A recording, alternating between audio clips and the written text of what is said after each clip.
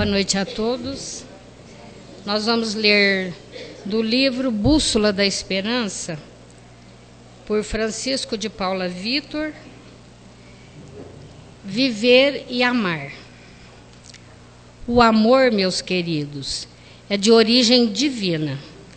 E Deus plantou em terra fértil de nossas almas, a fim de produzir frutos que oferecerá a cada criatura o néctar da caridade.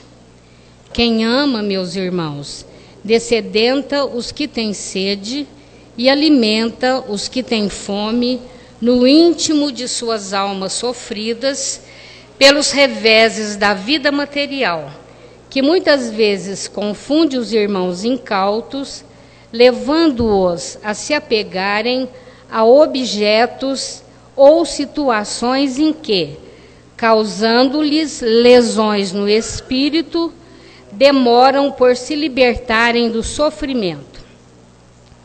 O amor deverá crescer em vossas almas, expandindo o perfume divino e a claridade do sol das almas, que se chama caridade, varrendo as trevas que confundem os filhos de Deus, fazendo-os esquecerem que viver é amar, e que por amor é que devemos nos ligar uns aos outros, todos os seres.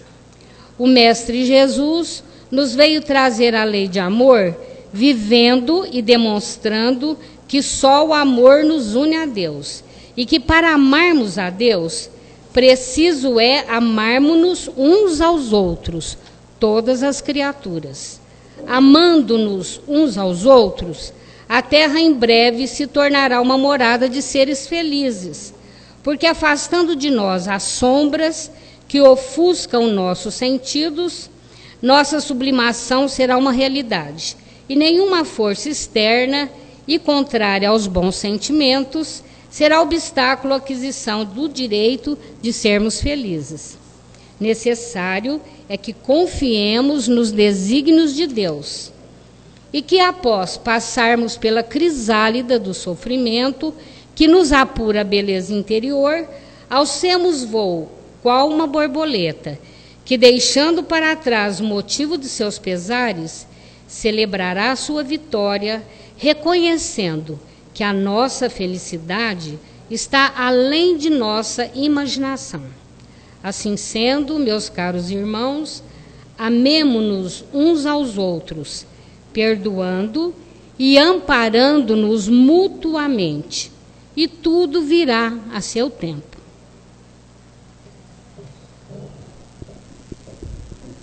As nossas saudações a todos os nossos companheiros. Seja bem-vindo à nossa reunião. Nós vamos dar início à nossa reunião fazendo alguns segundos de vibração e meditação, onde que possamos alcançar a equipe colaboradora de nossa reunião, para que num clima de paz e harmonia possamos desenvolver uma reunião proveitosa, tanto a nós aqui encarnados quanto aos desencarnados. Vamos então fazer alguns segundos de vibração e meditação na prece. Prece de São Francisco de Assis.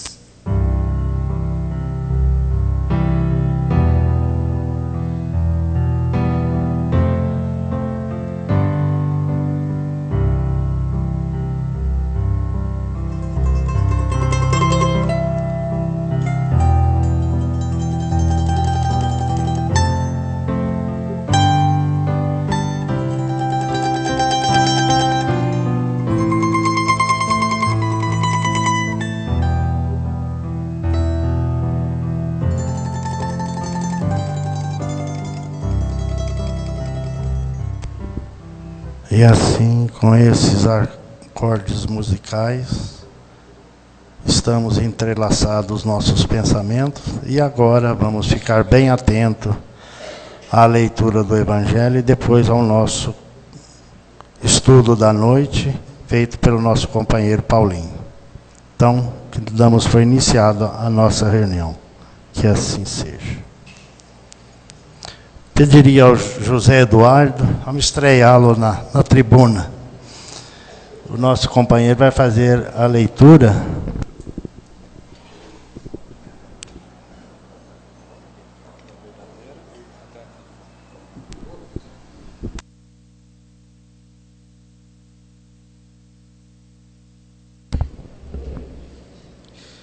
verdadeira pureza, mãos não lavadas.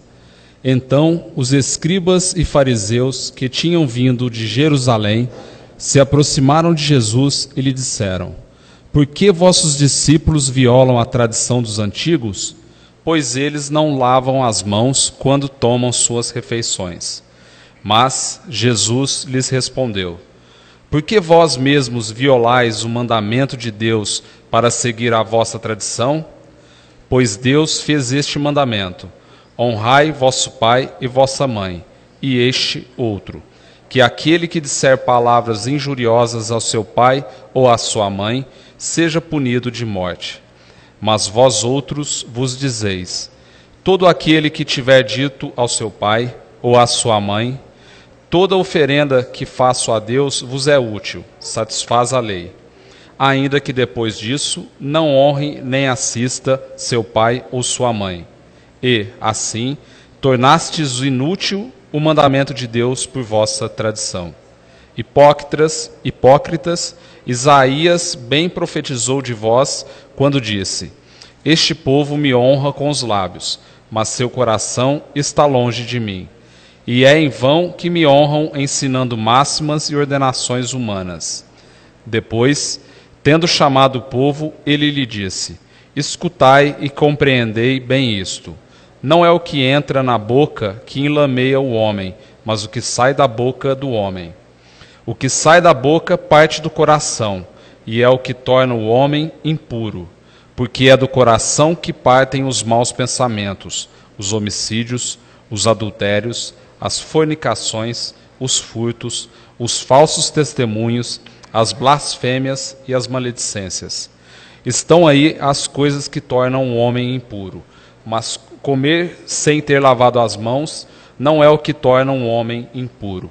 Então seus discípulos, se aproximando dele, lhe disseram: Sabeis que os fariseus, tendo ouvido o que acabais de dizer, disso se escandalizaram? Mas ele lhes respondeu: Toda planta que meu Pai Celestial não plantou será arrancada. Deixai-os, são cegos que conduzem cegos. Se um cego conduz um outro, ambos caem no fosso. Boa noite. Então nós vamos passar a palavra ao Paulinho, que vai fazer o estudo para nós. Fique à vontade, Paulinho.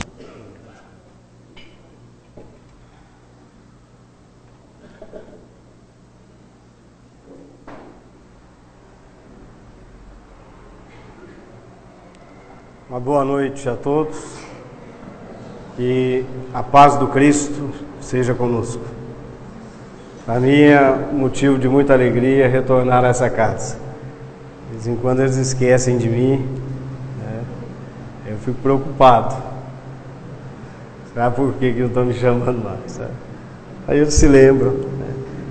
Isso para mim é muito importante, porque a necessidade de estudar o Evangelho de minha parte é imensa.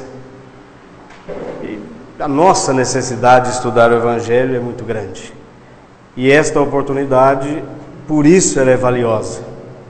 Porque é um momento em que a gente para tudo, pelo menos deveria ser assim, né? Pararmos com as nossas atividades, com a correria do dia a dia e reservarmos alguns minutos para analisar questões do grande mestre da humanidade, que é Jesus Cristo. E esses preceitos do Cristo, a gente sabe disso em teoria, mas não interioriza isso.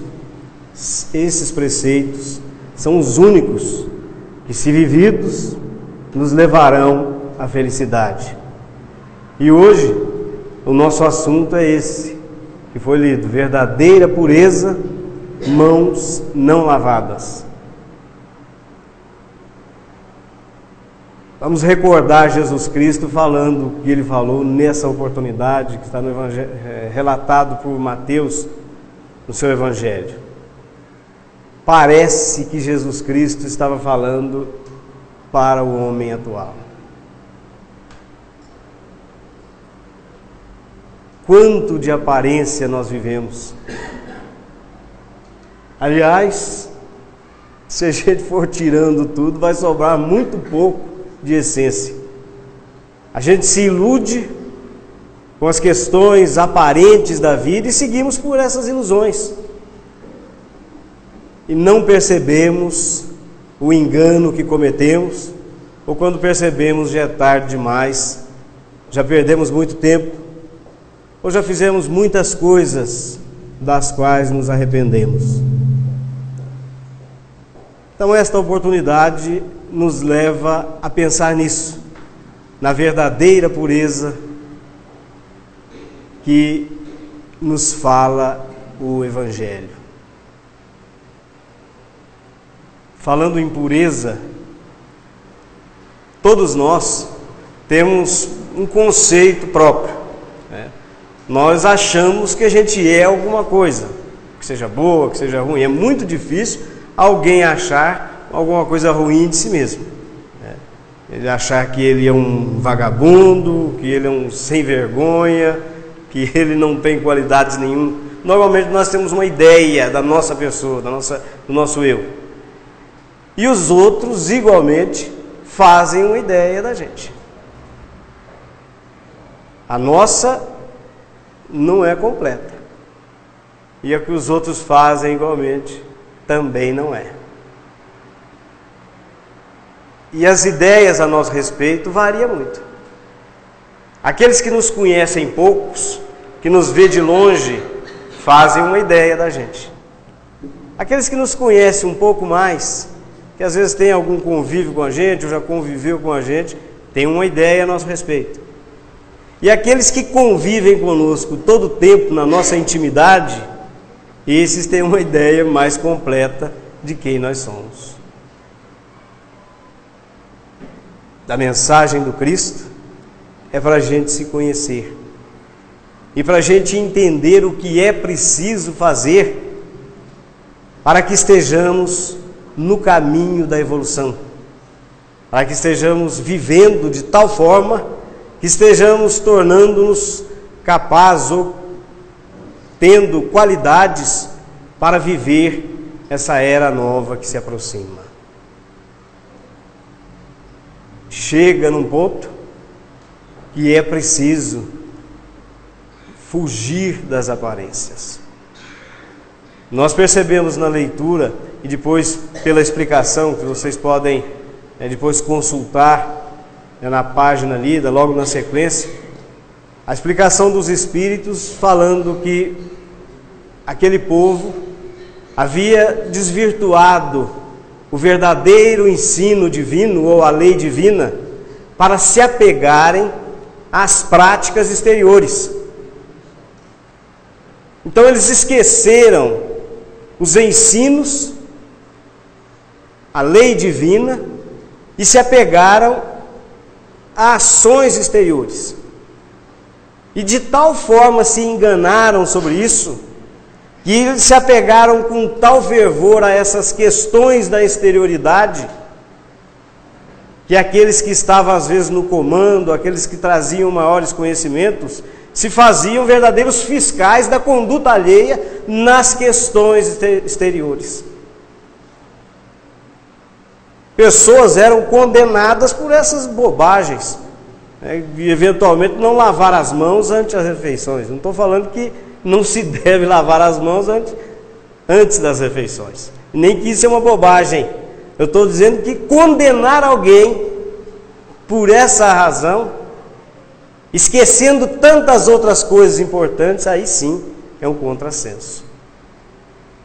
Então a mensagem do Cristo é no sentido de buscarmos a espiritualidade do ensino e a verdadeira lei divina.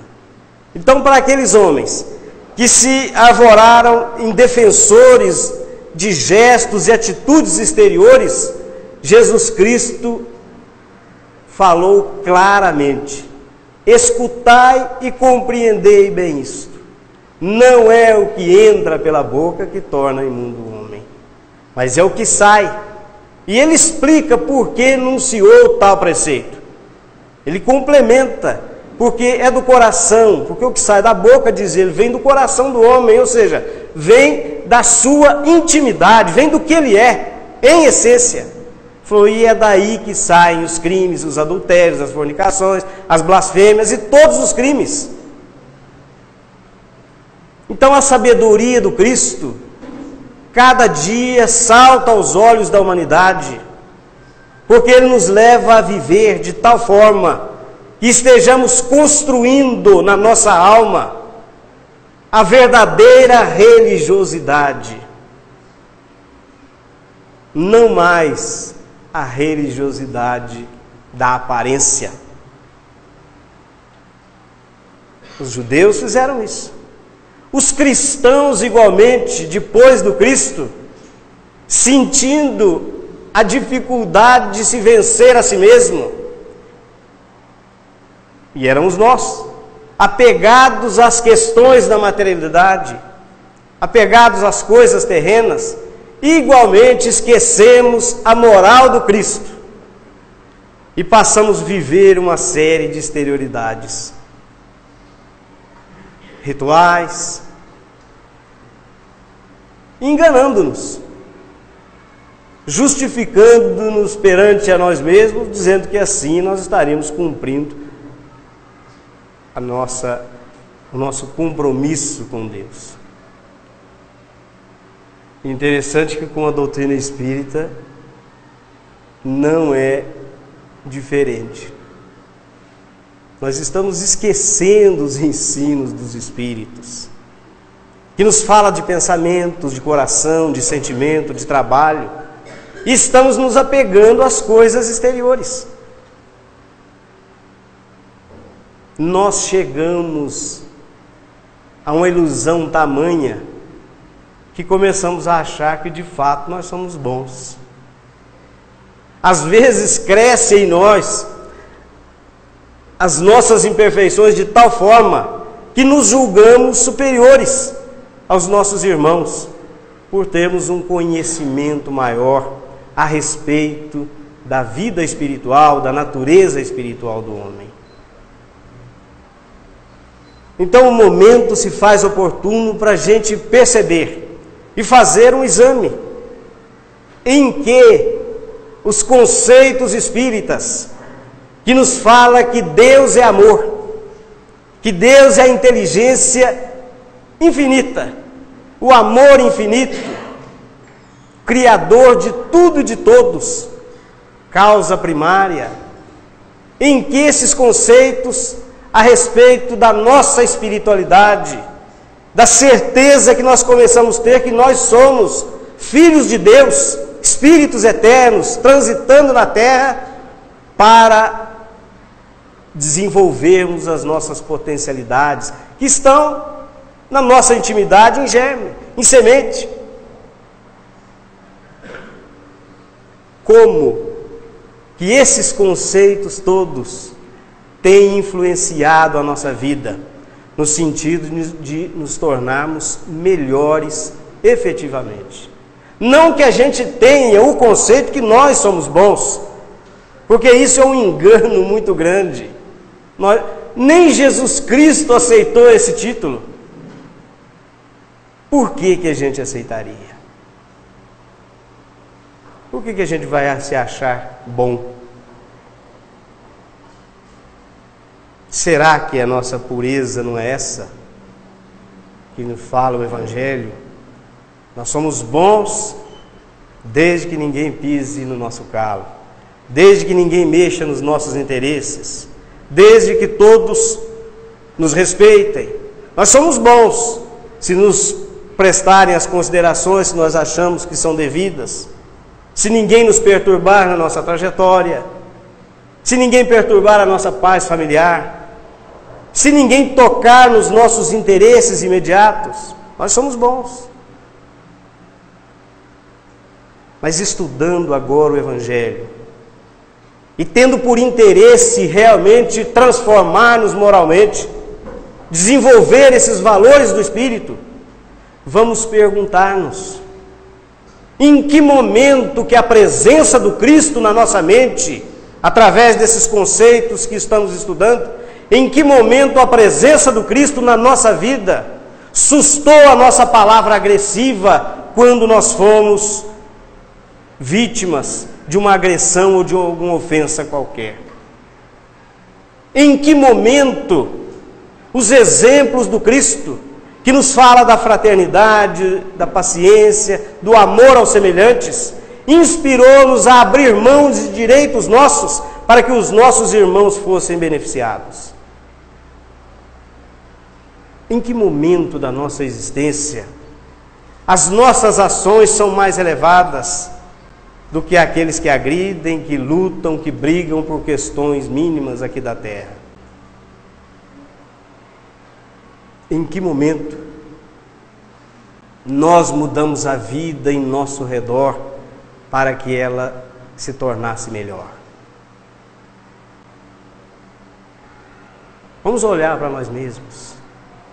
E inspirados pelo Cristo, onde estão a vivência nos nossos dias da mensagem do Cristo? Ele está conosco. E Ele, o Mestre, em nenhum momento desacredita da potencialidade, da capacidade do ser humano de se levantar moralmente e viver com dignidade. Pode ser que em algum momento da nossa vida, depois de um fracasso qualquer, a gente se deixe abater e fala: não, eu não tenho jeito mesmo. Não tem mais jeito. Eu não consigo, eu não posso, não tenho como fazer isso. Principalmente quando convidados a participarmos de boas obras. Mas vamos recordar Jesus Cristo. Vamos procurar no Novo Testamento e vamos verificar em que momento, na sua trajetória aqui na terra, Jesus Cristo se reuniu com os anjos, com os bons, com os virtuosos. Nós não vamos encontrar. Eventualmente visitado pelos espíritos luminares da espiritualidade, ele mantinha esse contato intenso. Mas o seu dia a dia era com as prostitutas, com os ladrões, com aqueles que estavam como nós, doentes moralmente. E onde, por exemplo, os homens olhavam e enxergavam a impureza, o vício, por exemplo, em Maria de Magdala, Jesus Cristo olhou naquela mulher, e em vez do defeito que todos enxergavam, que saltava aos olhos, Ele olhou na intimidade daquela alma e resgatou dela a dignidade, levantando-a moralmente para que ela passasse a ser um exemplo de assistência, de abnegação e de vivência cristã. Muitos, por exemplo, olhavam Saulo de Tarso e enxergavam nele um perseguidor, um matador de cristãos, era o que ele era, aferrado aos preceitos de Moisés. Ninguém confiaria naquele homem que estava vitimando os cristãos, perseguindo, uma tarefa dentro do cristianismo. Mas Jesus Cristo olhou aquele homem e enxergou naquela alma atormentada os valores da perseverança, do trabalho, e se apresentou ele próprio a Saulo para lhe mostrar que ele estava percorrendo um caminho ilusório, que ele estava enganado, e convida-o a fazer parte do trabalho cristão. Então, onde os outros enxergavam o medo, a perseguição, a morte, Jesus Cristo resgatou o homem, aquele valoroso trabalhador, para que ele integrasse a partir daquele momento as hostes do cristianismo, e foi o maior divulgador do cristianismo. Então, a pureza normalmente não está, ou a virtude não está nas aparências, no que a gente enxerga. E é aí que a doutrina espírita vem igualmente em nosso auxílio, para que a gente não faça nenhum julgamento dos nossos semelhantes, porque nos falta condições para isso. Nós não temos como avaliar com segurança alguém que fracassou em família. Nós não sabemos o que aconteceu, quais os dramas vividos na intimidade daquela família. E quem somos nós para julgar aqui? Será que naquelas condições nós faríamos melhor? Nós começamos a perceber que o que importa para o homem não é se apresentar como sendo, aos olhos do povo, um modelo de virtudes e de pureza, mas que efetivamente ele seja alguém, mesmo com defeitos, seja alguém que participe de forma intensa no conserto da vida, melhorando a qualidade de vida sua e dos seus semelhantes.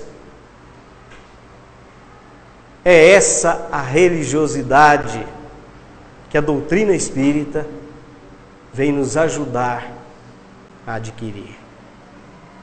A religiosidade que está aqui, na mente, no coração,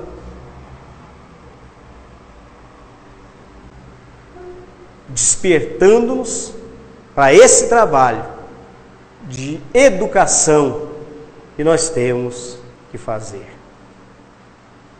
Temos que fazer. Pode ser agora, pode ser daqui 100 anos, daqui 1000 anos, nós vamos fazer. É da nossa natureza espiritual crescer, melhorar, alcançar novos horizontes. Isso é a nossa característica. Nós queremos o melhor. Nós queremos um melhor emprego, um melhor carro, melhor moradia. E a gente estaria doente se não fosse assim. Não é que nós vamos nos apegar a isso e fazer dessas coisas a razão da nossa vida. Mas está na nossa natureza querer o melhor. Então, se a gente tiver que passar uma semana num lugar, a gente chega naquele lugar, tem lixo, tem sujeira, nós vamos organizar para a gente passar uma semana o melhor possível. Agora, chegou o momento para a gente de igualmente empreender esse esforço, de querer o melhor, não só nas questões materiais da vida, mas concentrar os nossos esforços para que a gente queira igualmente o melhor para nós moralmente, o melhor dos sentimentos, o melhor das ideias, as melhores palavras. E isso nós podemos fazer.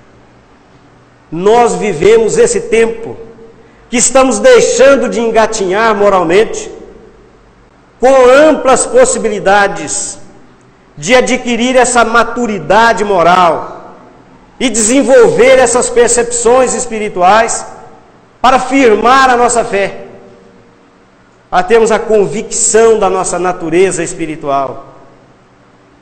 E essa convicção nos levar a mudar as nossas atitudes, por piores que sejamos. Porque os nossos defeitos e as nossas imperfeições, isso é uma questão nossa, com a nossa consciência e com Deus. E se Jesus Cristo, em nome de Deus, permite-nos uma experiência em que nós tomamos contato com essas verdades universais, é porque para as nossas almas chegou o momento de aproveitar essas lições, de fazer com que essas lições se tornem atitudes no campo da vida. Porque os conhecimentos não chegam para a alma antes da hora, principalmente de uma forma como esta, repetidamente, semanalmente, em que os conceitos do Evangelho são por todos estudados. Será que Deus se enganou e permitiu que a gente estudasse essas lições sem a gente ter condições de desenvolver esses valores? Será? Temos aqui crianças, 5 anos, 6 anos. Provavelmente, os pais dessas crianças em nenhum momento falou para eles, para, por exemplo, ensiná-los a cozinhar. Vem cá, meu filho, vem cá, minha filha. Vou te ensinar hoje a fazer um prato especial. Aqui você liga o fogão, mas cuidado, senão você se queima. Por que eles não fazem isso? São muito jovens. Não está na hora deles aprender, os interesses deles são outros, eles não têm maturidade para isso. Daqui 10 anos, 16, 15 anos, aí sim, maduros, a mãe, o pai, uma avó, vai ensinar-lhes. Se os homens, se nós, com as nossas imperfeições, sabemos momento adequado de ensinar uma coisa ou outra para a criança, Deus, na sua sabedoria infinita, não se enganaria.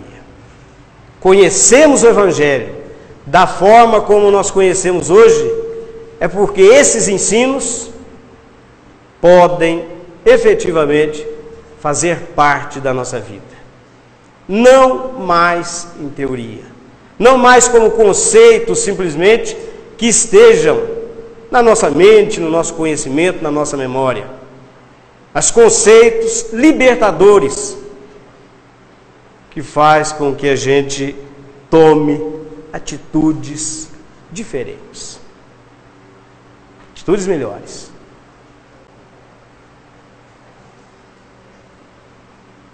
Por exemplo, a senhora ia para a reunião espírita, seguia com o carro e de repente veio um outro motorista apressado e fez uma manobra imprudente que quase ocorreu um acidente resultante da ação imprevidente do outro motorista. Mas felizmente não aconteceu nada, os carros não se chocaram e houve aquele momento, aquele tumulto, mas sem nenhuma consequência mais grave. O motorista que causou aquele tumulto imediatamente já quis sair. Manobrou o carro, acelerou, e a senhora que quase foi vítima, acerenou-se um pouco, colocou a mão para fora, já que ela não ia poder conversar com aquele moço, e disse: vai com Deus, meu irmão.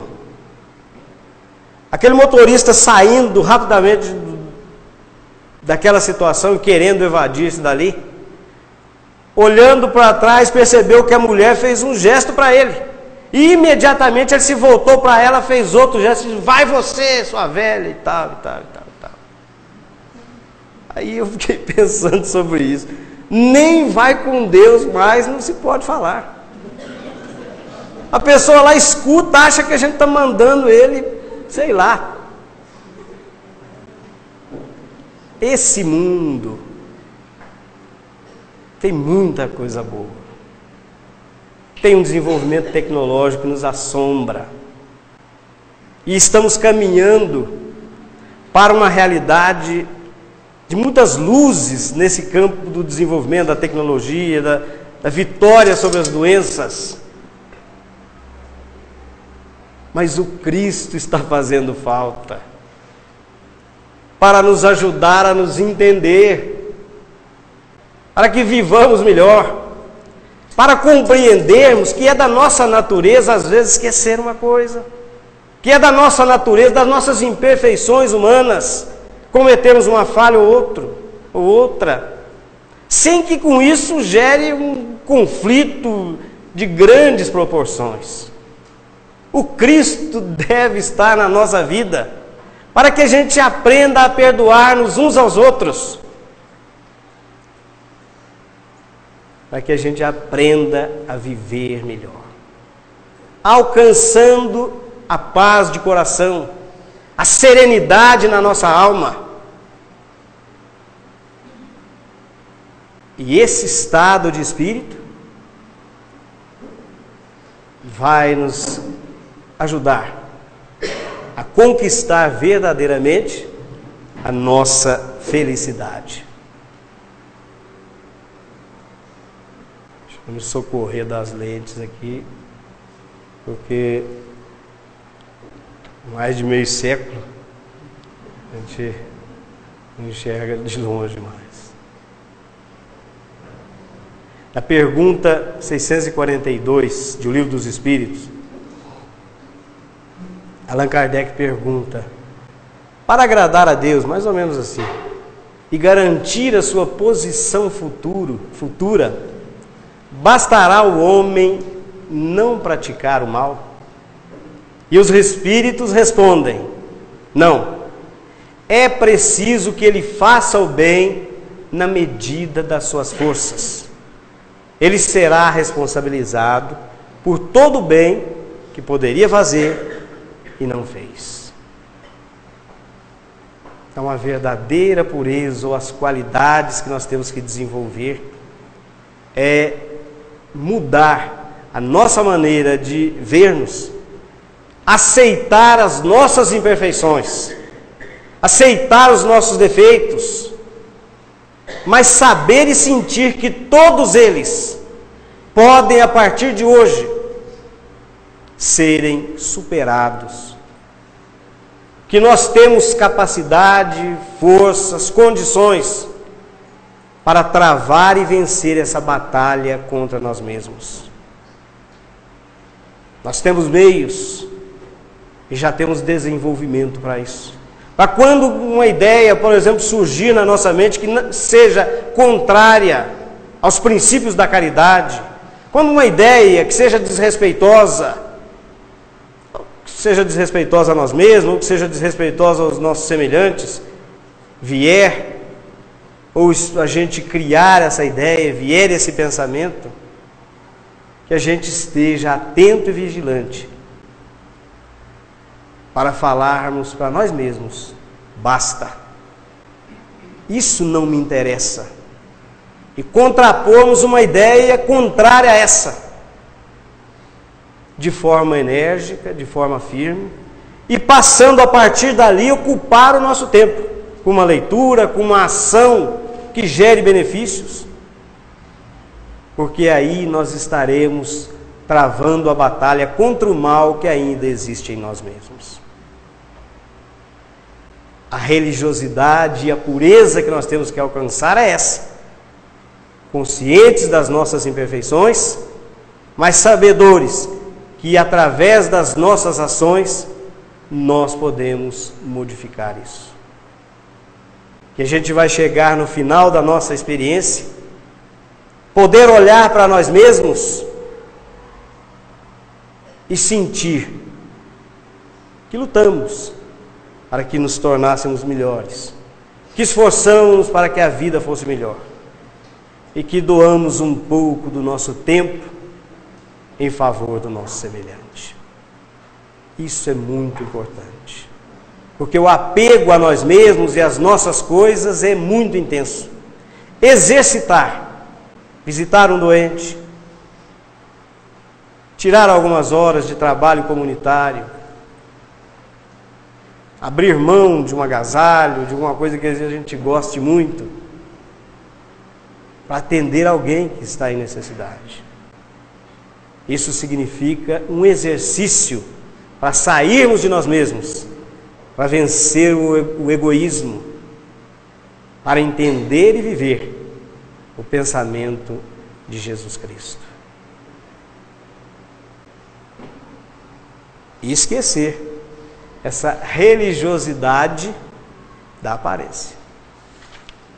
Essa religiosidade do livrinho, da Bíblia, do Evangelho segundo o Espiritismo debaixo do braço. Uma fala mansa na hora das reuniões. São tudo aparências. Como é que é a nossa fala? Lá em casa, no nosso trabalho, na via pública, no momento em que os testes surgem na nossa vida. Onde está Jesus Cristo na nossa vida? Vamos nos perguntar. Porque Ele está conosco em todos os momentos da nossa vida. O Cristo não nos abandona. O governador espiritual da terra, Ele zela por todos os espíritos que foram confiados à sua guarda. Ele está conosco. E a gente pode sentir Ele. Nós podemos, na acústica da nossa alma, relembrar claramente os seus ensinos.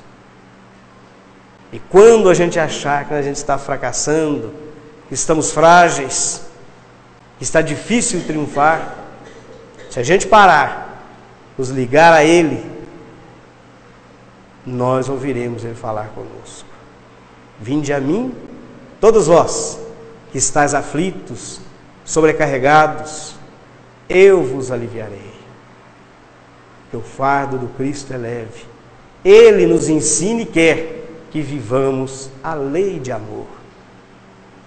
E o amor nos torna mais leves. O amor nos torna mais felizes. Ao contrário, o ódio nos embrutece. O ódio faz com que a gente viva a pior experiência possível na oportunidade que nós temos. Nosso tempo está esgotando. Vamos ver como anda a nossa religiosidade. Será que a nossa pureza é só de aparência? Aliás, nem de aparência acho que a gente tem pureza. Mas cultivar a ideia de que nós estamos no melhor momento para o nosso desenvolvimento espiritual. É esse crescimento espiritual que nos trouxe à Terra. Às vezes a gente acha, não, eu vim para ser um dirigente espírita, um médico, um professor. O professor está difícil a turma querer ser. Mas, às vezes achamos que a gente veio para alguma coisa. Viemos. Mas o objetivo maior em todas as tarefas que a gente faz é que nós, como espíritos eternos, sejamos melhores, nos tornemos melhores. Porque a hora de voltar está chegando. Para os meninos e para os jovens demora um pouco mais, ou às vezes não demora, porque ninguém sabe. Mas os que já avançaram muito estão próximos de chegar. Eu gosto de ler quadrinhos. Perco alguns segundos e vi um quadrinho do Maurício de Souza e dois senhores de idade andando, um do lado do outro, aquela dificuldade.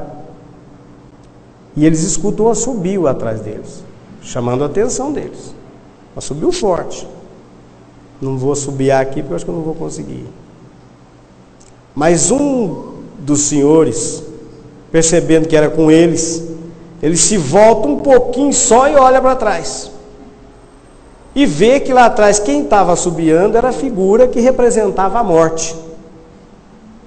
Ele cutucou o outro e falou assim: vamos apertar o passo, não olha para trás, faz de conta que não é com a gente. Às vezes a gente faz isso. Surgem as oportunidades para a gente trabalhar, para a gente crescer, para a gente se tornar melhor. E a gente faz com que não, fazer de conta que não é com a gente. É conosco. O Cristo fala conosco. Inspira-nos cada dia, para que a gente aprenda com Ele a amar-nos uns aos outros como Ele nos ama até hoje e vai amar sempre. Muito obrigado pela oportunidade, muita paz a todos. Que Deus nos ajude, para que a gente tenha coragem de encarar a nós mesmos e depois da gente observar-nos, a gente sentir que não estamos tão feios assim, a gente possa trabalhar efetivamente para que sejamos melhores, sejamos cristãos verdadeiros. Muito obrigado. Nós aqui agradecemos o Pauline, além de ser um filho da casa, que ele também leva o abraço aos seus companheiros lá do Cristo Consolador, que ele faz parte, que nós sempre o consideramos como filho do Luz e Amor. Muito obrigado. Então nós vamos passar a segunda parte da nossa reunião e que os companheiros se dirigem rapidamente para a Câmara de Passe para darmos sequência à nossa reunião. Convidaria a Heloísa para nos auxiliar aqui. E nós permanecemos no salão em silêncio, na hora de se movimentar no salão, o mais silêncio possível, sem bater o pé, né?